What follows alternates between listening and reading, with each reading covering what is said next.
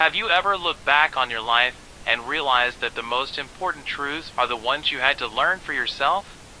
The kind that don't really hit home until you've lived them.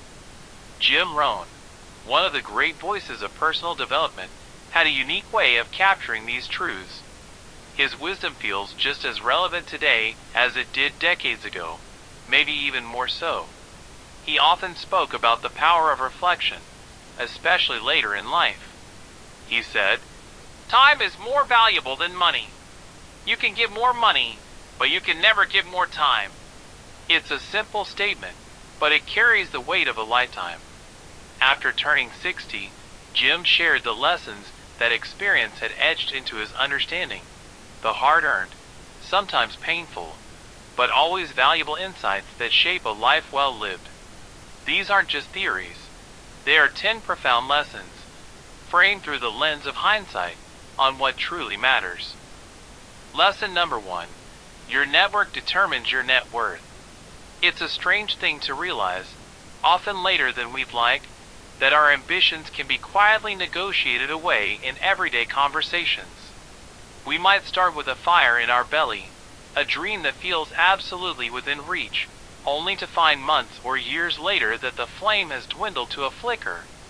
We chalk it up to life getting in the way, to responsibilities piling up, but we rarely stop to consider the gentle, constant influence of the people we share our time with. Jim Rohn put it bluntly, your network determines your net worth. But this isn't just a clever phrase about financial gain. It's a profound truth about human potential.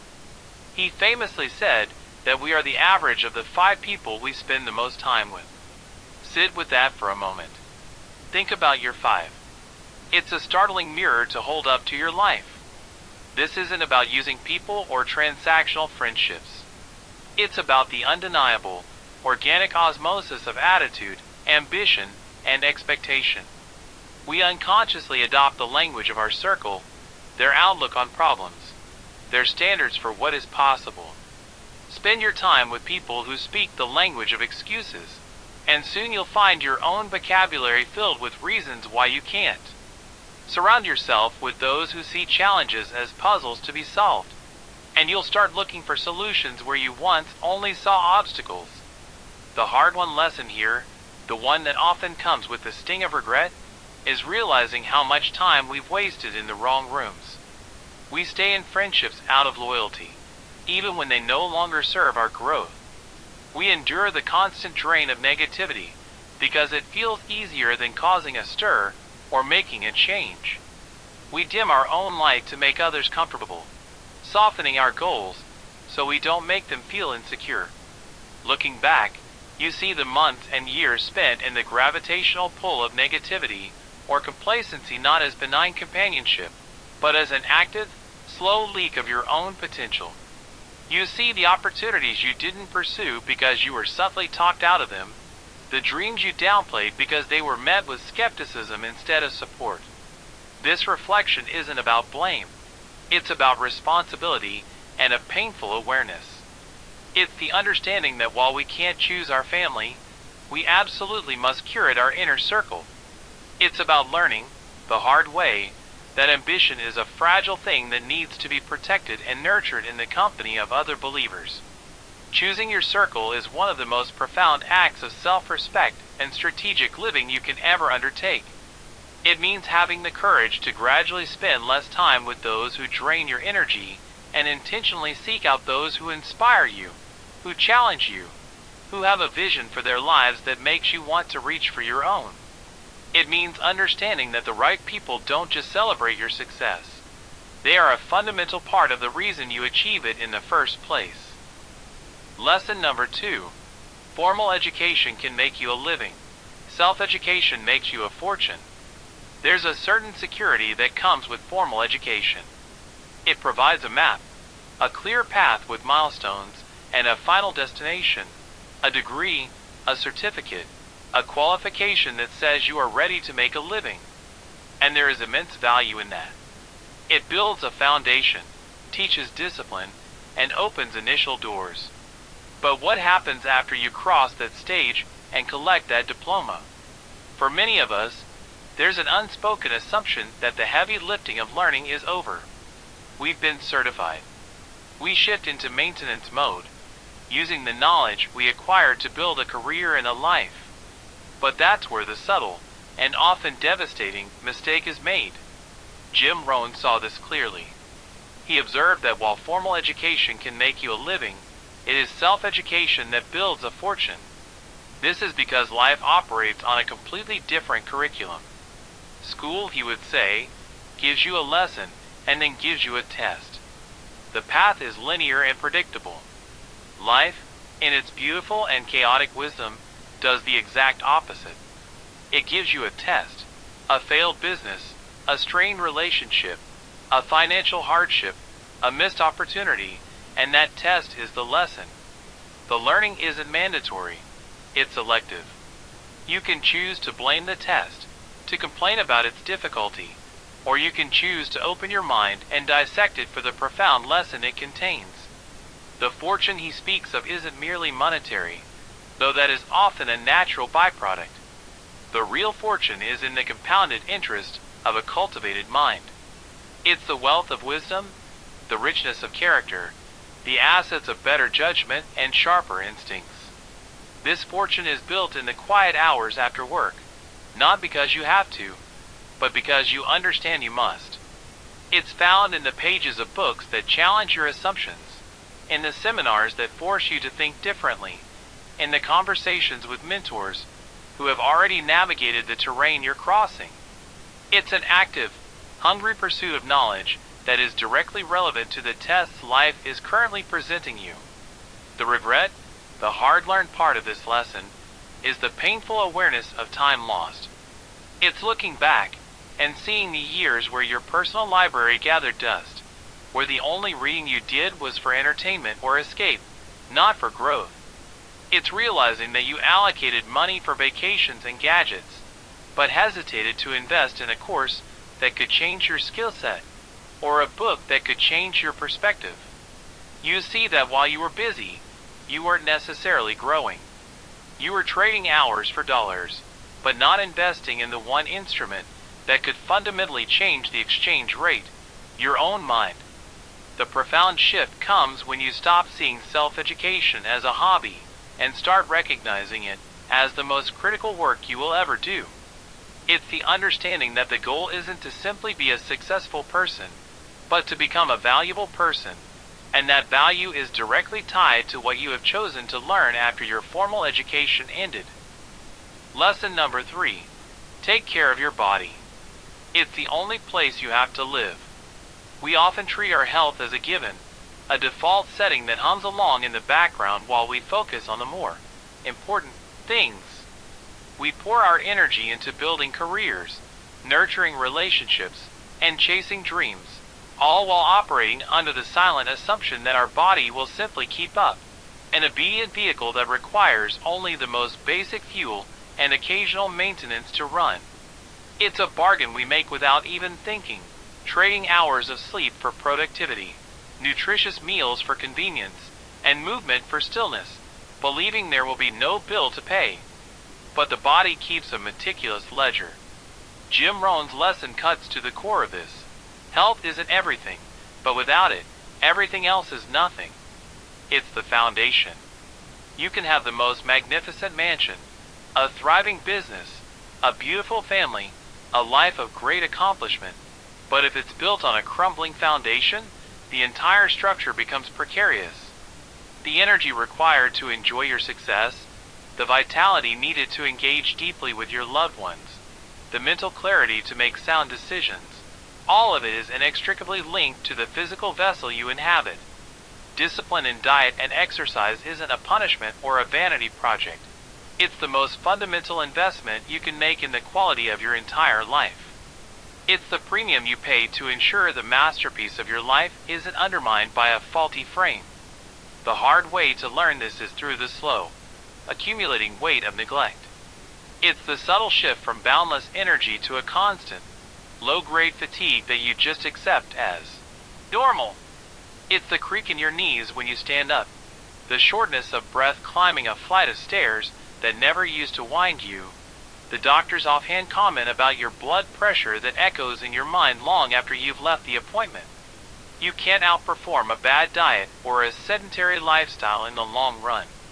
The youthful metabolism that once forgave every indulgence inevitably slows, and the consequences of 1,000 skipped workouts and 1,000 hurried meals compound with silent, sobering interest.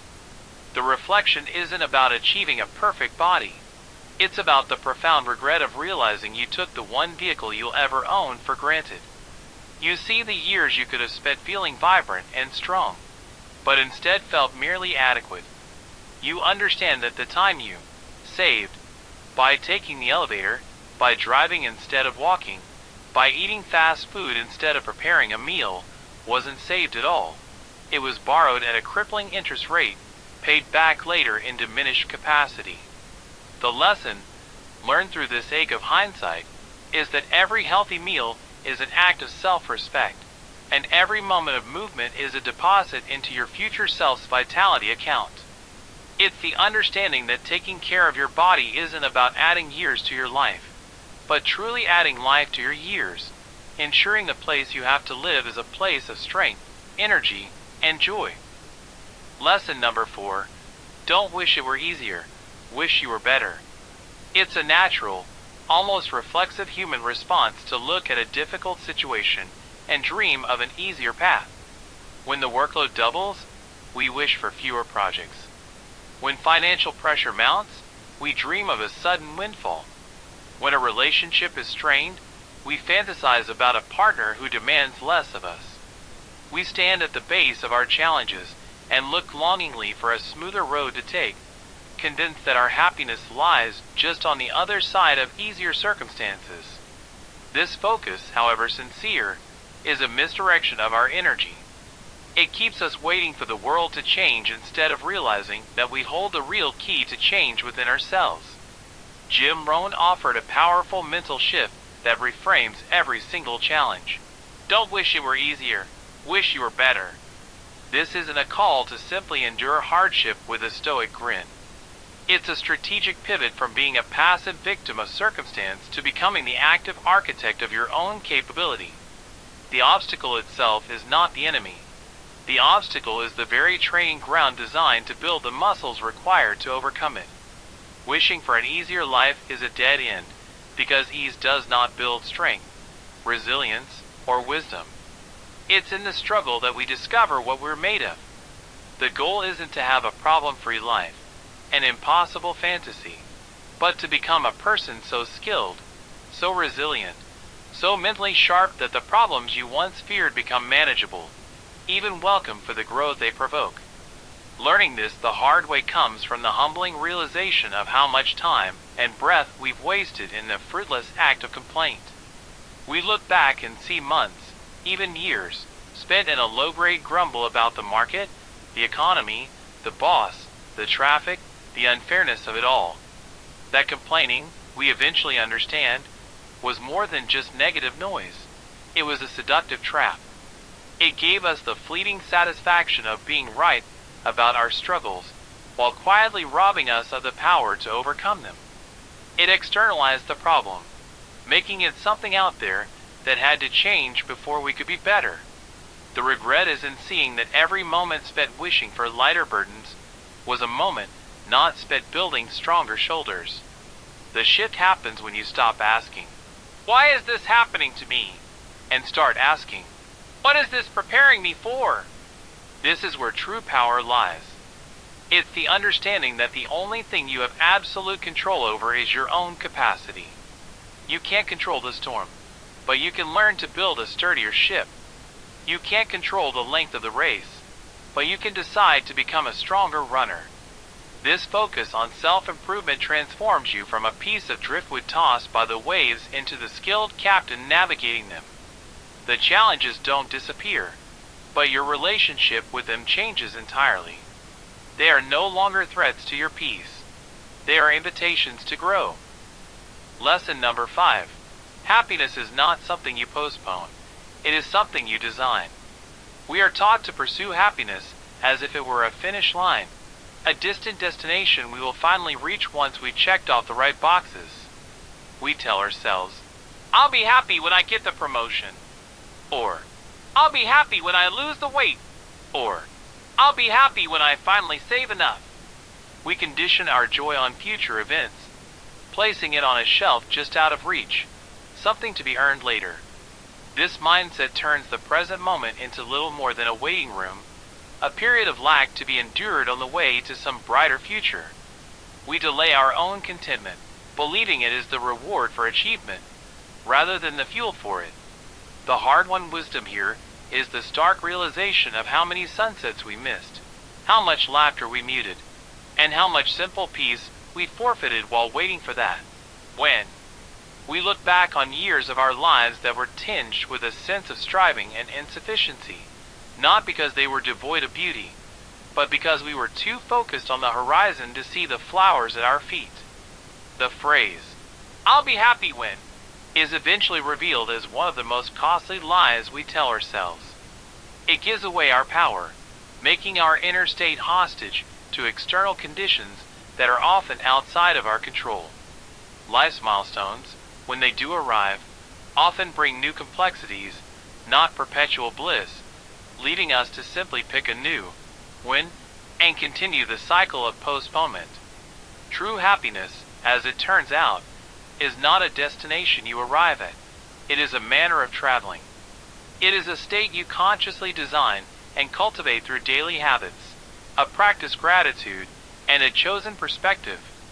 It is found in the journey itself, in the satisfaction of doing good work, in the warmth of a shared meal, in the quiet minutes of a morning routine. It is the decision to find joy not in spite of your challenges, but within the very process of overcoming them. This doesn't mean ignoring goals or ambitions. It means understanding that happiness is the climate you create within yourself while you pursue them. It is the music you play in the background of your life, not the trophy you receive at the end. The shift is from waiting for joy to actively constructing it, brick by brick, with gratitude as your mortar and presence as your blueprint. Lesson number 6. Let others lead small lives, but not you. Human beings are social creatures, wired for connection and belonging. This innate desire often comes with a powerful, unspoken pressure to conform, to ensure our dreams and ambitions don't make those around us uncomfortable.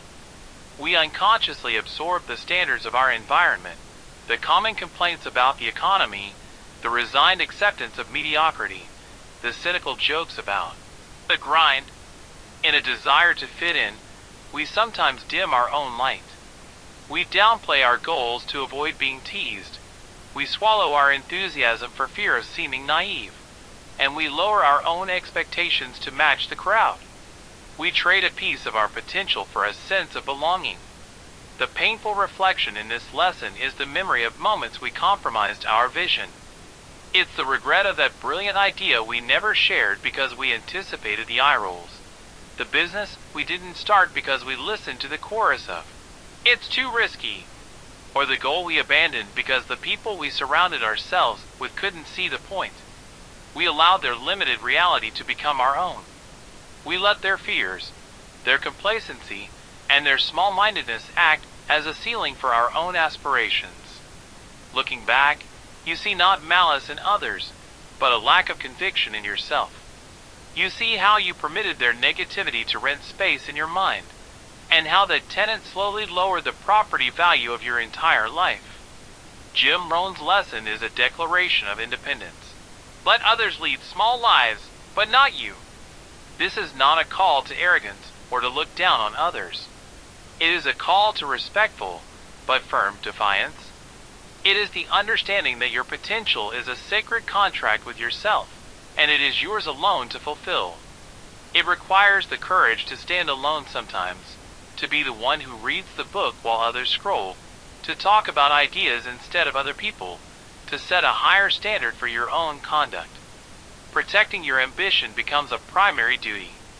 It means consciously choosing to spend less time in environments that drain your energy, and seeking out those who inspire you to grow. You give others the grace to live as they choose, but you refuse to let their choices dictate your own. You owe the world your best, not your conformity. Lesson number 7. The day you become responsible is the day you become a leader. It is incredibly easy to live a life of explanation. When things go wrong, our first instinct is often to search for a cause outside of ourselves. We point to the shortcomings of our parents, the unfairness of a boss, the fluctuations of the economy, or just plain bad luck. This habit of blame is a comfortable shelter, a place where we can retreat from the sting of failure. It protects our ego in the short term, assuring us that our struggles are not our fault. But this shelter is, in truth, a self-built prison. While we are inside, busy assigning blame, we are simultaneously handing over the keys to our own life. We make our happiness, our success, and our peace of mind contingent on the actions of others or the whims of circumstance, and in doing so, we surrender our power. The hard way to learn this is through the slow, draining realization that a life of blame is a life of perpetual powerlessness. You eventually look back and see a pattern. The same stories, the same excuses, recycled year after year, while your situation remains unchanged. You see how much energy was expended in justifying your position rather than improving it. The moment of awakening comes when you understand that blame and responsibility cannot occupy the same space. Choosing blame means rejecting responsibility, and in that rejection, you sign away your ability to change anything. True freedom and true power only arrive the day you declare, enough. The day you decide that regardless of what has happened to you, what happens next is entirely up to you. This isn't about admitting fault for every negative event. It is about claiming ownership of your response. It is the ultimate act of leadership, not of others, but of your own life. When you make this shift, everything changes. You stop being a character in someone else's story and become the author of your own. You stop waiting for an apology that may never come and start building the life you want anyway. You stop complaining about the market and start adapting your skills to meet it. This isn't a burden. It is the most profound liberation imaginable. The weight of responsibility is heavy, but it is the weight of ownership, of agency. It is far lighter than the endless, hollow weight of being a permanent victim. The leader is not the one with the most followers, but the one who has finally chosen to follow their own conscience and take full responsibility for their destination. Lesson number 8. It's not what you get that makes you successful. It's what you become. We are conditioned from a young age to chase trophies. We set our sights on the external symbols of achievement, the job title, the salary figure, the car, the house in the right neighborhood. We believe that acquiring these things will finally make us feel successful, that they will provide the validation and lasting satisfaction we seek. We run this race with our eyes fixed on the finish line, convinced that the prize is the point. In the process, we often overlook the most important part of the journey, the fundamental transformation of the person running the race. The profound truth that experience teaches is that the external rewards are fleeting. The new car loses its shine, the thrill of the promotion settles into a new routine, and the bigger house just becomes the place you live. If your sense of accomplishment is tied solely to these things, you are setting yourself up for a never-ending cycle of pursuit, where each achievement requires a new, bigger one to recreate the same feeling. The real, lasting value of any great endeavor is not the prize you hold in your hand at the end, but the person you had to become to earn it. The goal is merely the target. The transformation is the treasure. The hard-won reflection is the realization that you were so focused on the destination that you almost missed the journey's entire point. You see that the discipline you cultivated to build a business is now a permanent part of your character, making you capable of achieving even more. The resilience you developed overcoming rejection is now an unshakable core strength. The knowledge you consume to succeed is now integrated into your wisdom. These are the real possessions, the ones that cannot be repossessed, devalued, or taken away. The goal itself was just the context, the necessary challenge that forced you to grow. The person you built along the way, more capable, more disciplined, more resilient, is the permanent success. The mansion can burn down, but the skill and character that built it remain, ready to build an even stronger one. The goal gives you a temporary status, but the journey gives you a permanent identity. Lesson number 9. Give more than you take.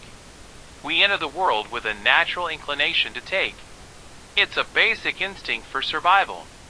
As we grow, this can subtly evolve into a philosophy of life, a mindset where we measure our success by what we can acquire, accumulate, and keep. We approach transactions, relationships, and even our careers with a silent question: what's in it for me? This mindset seems logical, a way to protect our interests and get ahead, but it operates on a law of diminishing returns. The more we focus solely on taking, the more we shrink our world. Life becomes a tense, calculated game of scarcity, where every interaction is a potential loss or gain, and we constantly guard what we have. This inward focus, over time, becomes a lonely and hollow existence. The transformative shift happens when we realize that the most successful people in life, not just in business, operate on a completely different principle. They understand that the secret to true prosperity isn't in taking, but in giving. This isn't about altruism. It's about a powerful law of increasing returns. When you focus on how much value you can add to a situation, to a conversation, to a project, or to a person's life, you become inherently more valuable. The person who is always asking, "How can I help?" becomes the indispensable partner, the trusted friend, the sought-after expert. Giving builds bridges of trust and goodwill, creating a network of reciprocity that operates on a level far deeper than mere transaction. Learning this the hard way comes from the aching emptiness that follows a self-centered victory. You finally get the thing you thought you wanted. You close the deal where you got the better of someone. You won the argument, but the triumph feels bitter and isolating. You look back and see a trail of burned bridges and strained relationships, all sacrificed at the altar of your own ego. The reflection brings the sobering understanding that a life focused on taking is a small life, a contract with the world that ultimately leaves you bankrupt of meaning. True fulfillment is found in the currency of contribution. It's in the genuine satisfaction of seeing someone else succeed because of your guidance, in the strength of a relationship built on mutual generosity, and in the quiet knowledge that you made things better than you found them. Your net worth to the world is determined by how much more you give than you take. Lesson number 10. Time is more valuable than money. We spend our early years trading our time for money without a second thought. We work the long hours, we chase the overtime, we take on the extra projects, all in pursuit of the financial security we believe will buy us a better life. In this hustle, we make a subtle but catastrophic miscalculation. We treat time as an infinite resource and money as a finite one. We budget our dollars with precision, while we let our hours bleed away with little consideration. We say, "I don't have time," for the things that truly matter, while simultaneously spending hours on things that don't. We live under the illusion that we can always make more money later to make up for the time we're losing now. The most poignant lesson, the one that arrives with the quiet weight of true wisdom, is the stark realization that this equation is fatally flawed. You can always earn more money. You can recover from a financial loss, get a new job, or start a new business. But a moment that passes is gone forever. You will never, ever get another second of yesterday. This realization doesn't hit like a lightning bolt. It settles in like a deep, sobering chill. You begin to see time not as a line on a calendar, but as the very substance of your life. Each hour is not just an hour. It is a piece of your finite existence, a non-renewable resource that you are choosing to spend in a particular way. The hard way to learn this is through the grief of missed moments. It's the memory of a child's recital you skipped for a meeting that nobody remembers. It's the phone call to an aging parent you kept putting off until it was too late. It's the book you never read, the walk you never took, The dream you never pursued because you were too busy earning a living, only to realize you were too busy to actually live. This reflection forces the most important audit you will ever conduct, not of your finances, but of your time. It shifts your focus from making a living to designing a life. You begin to invest your time with the same seriousness you once reserved for money, understanding that its wise investment in relationships, in health, and in personal growth yields the only dividends that truly matter: a life of love, vitality, and purpose, with no regrets. If there's a single thread that runs through all of these lessons, it's that a life of meaning isn't a matter of chance, but a matter of choice. It is built consciously through a commitment to never stop growing, through the courageous decision to take full responsibility for our circumstances, and through the daily practice of adding more value to the world than we take from it. The beauty and the pain of wisdom is that it is so often earned in hindsight, carved from the raw material of our own mistakes and regrets. But we don't have to wait for that reflection to be forced upon us by time. You have an incredible advantage right now. You have the opportunity to learn from the hard-won wisdom of a lifetime, without having to wait decades to understand it. You don't have to be 60 to start living with the perspective of someone who is. The most powerful thing you can do with these lessons is to not just listen to them, but to engage with them. Let them change your perspective today. Let them influence a decision you make this week. Let them improve a conversation you have with someone you love. If this resonated with you, if you felt a spark of recognition or a nudge of inspiration, then pay that forward. This channel is dedicated to sharing ideas that help us all live more purposeful lives. So if you found value here, consider liking this video and subscribing to the channel. It helps us continue this important work. But more importantly, we would love to hear from you. Which one of these 10 lessons hit home the most for you? Was it taking responsibility? Or perhaps the idea of designing your happiness? Share your thoughts in the comments below. Let's learn from each other. And finally, if you watched this and thought of someone who needs to hear this message, please share it with them. You never know. It might be the nudge they need to start building a better life today. Thank you for watching.